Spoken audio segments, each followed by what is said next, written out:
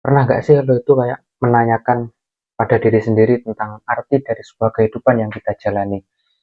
Tentunya arti dari sebuah kehidupan atau makna kehidupan itu bukan sesuatu yang ada secara sendirinya, tapi sesuatu yang harus kita temukan. Hal ini sejalan dengan apa yang dikatakan oleh seorang psikolog yaitu Alfred Adler. Dia mengatakan bahwa pada umumnya kehidupan ini tidak bermakna, teman-teman. Tapi individu itu sendirilah yang harus menetapkan makna kehidupan ini. Artinya, makna kehidupan akan berbeda-beda antara satu individu dengan individu yang lain. Bahkan satu individu saja akan memiliki makna hidup yang berbeda-beda dalam setiap waktu maupun kondisi di dalam kehidupannya. Sama halnya ketika seseorang praktisi bela diri, ketika ditanya teknik bela diri apa yang paling efektif, tentu antara satu praktisi bela diri dan praktisi bela diri yang lain itu akan memiliki jawaban yang berbeda. Ada yang menjawab bahwa teknik yang paling efektif itu adalah teknik bantingan, ada yang mengatakan pukulan atau tendangan, bahkan ada yang mengatakan teknik yang paling baik itu adalah kuncian.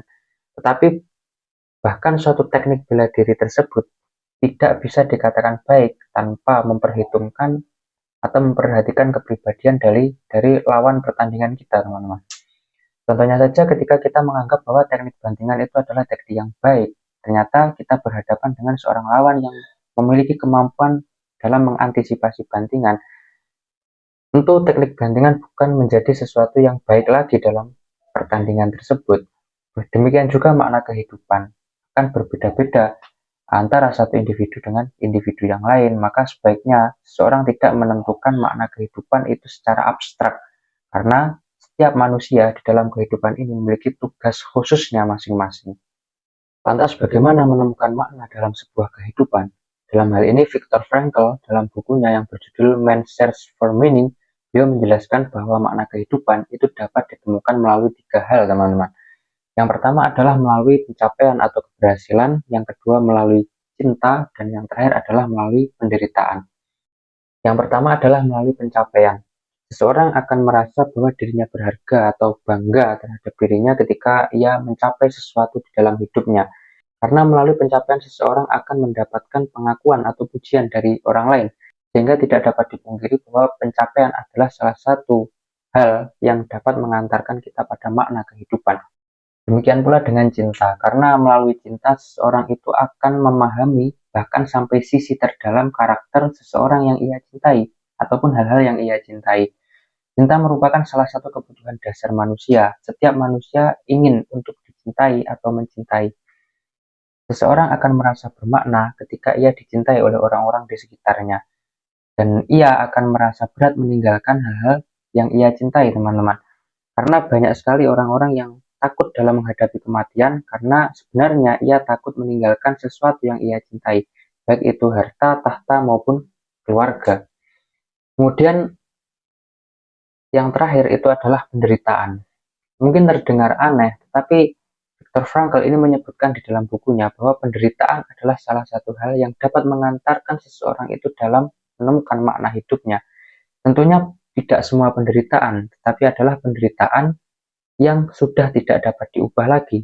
Suatu penderitaan yang tidak dapat dihindari. Jika penderitaan tersebut dapat dihindari atau dapat diubah menjadi lebih baik, jalan yang harus ditempuh adalah menemukan penyebab dari penderitaan tersebut, sehingga penderitaan tersebut harus diselesaikan. Tetapi ketika penderitaan itu tidak dapat dihindari atau tidak dapat diubah lagi, maka jalan yang harus ditempuh adalah menemukan potensi unik di dalam diri manusia dalam kondisi terburuknya, teman-teman. Ketika seseorang mampu menemukan potensi di dalam penderitaannya atau harapan-harapan di dalam penderitaannya, maka ia akan menemukan makna baru di dalam hidupnya. Tentu ini bukan sesuatu yang mudah. Menemukan suatu makna di dalam penderitaan memerlukan perjalanan yang panjang dan harus melalui berbagai macam fase. Tidak semudah membalikkan telapak tangan, teman-teman. Lantas bagaimana seseorang itu dapat menemukan makna hidup di dalam penderitaan yang ia alami? Viktor Frankl menjelaskan di dalam bukunya, ada beberapa jalan seseorang dapat menemukan makna di dalam penderitaan. Di antaranya adalah ketika orang tersebut mampu menyadari bahwa penderitaan yang ia alami itu merupakan tugas yang harus ia emban atau tanggung jawab yang harus ia jalani. Karena setiap manusia yang hidup di dalam dunia ini itu memiliki tugas khususnya masing-masing. dan setiap manusia itu bertanggung jawab atas tugasnya.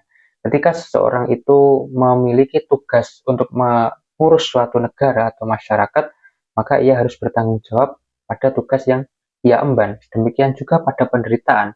Ketika seseorang itu memiliki tugas untuk mengemban penderitaan yang ia alami, maka tugasnya adalah bertanggung jawab atas tugas yang ia emban. Tetapi kelihatannya seperti sesuatu yang tidak adil, teman-teman. Tetapi ketika suatu tugas penderitaan itu adalah sesuatu yang banyak orang tidak mampu untuk melaksanakannya dan banyak orang yang mencoba untuk menghindarinya, bukankah selayaknya seseorang itu bangga terhadap tugas yang dimana ia mampu untuk mengemban tugas tersebut? Tetapi sekali lagi ini bukan sesuatu yang mudah, teman-teman. Jalan yang lain untuk menemukan sebuah makna di dalam penderitaan itu adalah dengan mengabaikan penderitaan tersebut.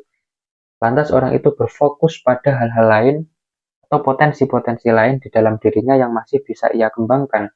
Ketika ia menemukan potensi baru, dia akan mendapatkan suatu harapan dan menemukan makna baru di dalam kehidupannya. Ya, pada akhirnya kita tahu bahwa makna kehidupan itu akan berbeda-beda antara satu individu dengan individu yang lain dan akan berbeda dari setiap waktu maupun kondisi yang dialami seseorang.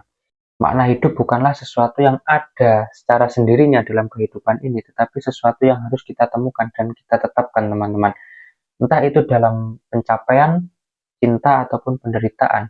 Ketika seseorang sudah tidak dapat lagi mengubah keadaan dalam hidupnya, satu-satunya hal yang dapat ia ubah adalah sikap atau cara pandang dia dalam keadaan tersebut, sehingga dia menemukan sebuah makna baru dalam kehidupan yang ia jalani.